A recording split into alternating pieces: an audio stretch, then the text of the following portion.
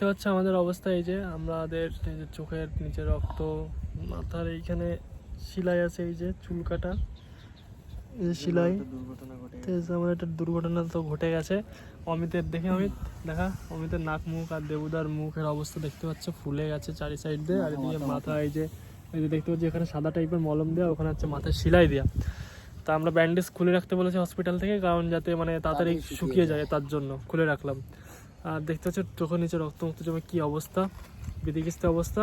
পুরো ভিডিওটা আমাদের সাথে যে এটা এমন কি করে হলো, কি হয়েছে কিনা সব পুরো ভিডিও পেয়ে যাবে। আমাদের শরীর এখনও ঠিক হয়নি, প্লাস ফোনের চার্জার মার্জার কিছু পাওয়া হয়নি এখনও, তো সেইভাবে আমরা অ্যাক্টিভ করতে পারছি না। আরেকটা কথা হচ্ছে গিয়ে যে বন্ধুরা, দাদাভাই, দিদিভাই, তোমরা এই অসময়ে যারা আমাদের লাইক, কমেন্ট এবং আমাদের পাশে থেকে বন্ধুত্বর হাত বাড়িয়ে দিচ্ছ, তাদের প্রত্যেককেই আমরা আমাদের হৃদয়ে তুলে রাখলাম, সারা জীবন মনে রাখবো।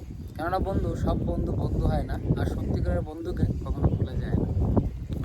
আর আমাদের শরীর আপাতত তোমরা ঠিকঠাক হয়ে যাওয়ার পরে আমরা আবার আগের মতন ভিডিও ছাড়বো, আর কমেন্টের রিপ্লাই সবাই আবার আগের মতন দিয়ে দেবো, ঠিক আছে গাইস? সবার পরিবারে পৌঁছে যাবে। আমাদের এই শরীর খারাপ বলে আমরা কমেন্টের রিপ্লাই বা কোনো পোস্ট ঠিকঠাক করে করতে পারছি না, ঠিক আছে গাইস? টাটা।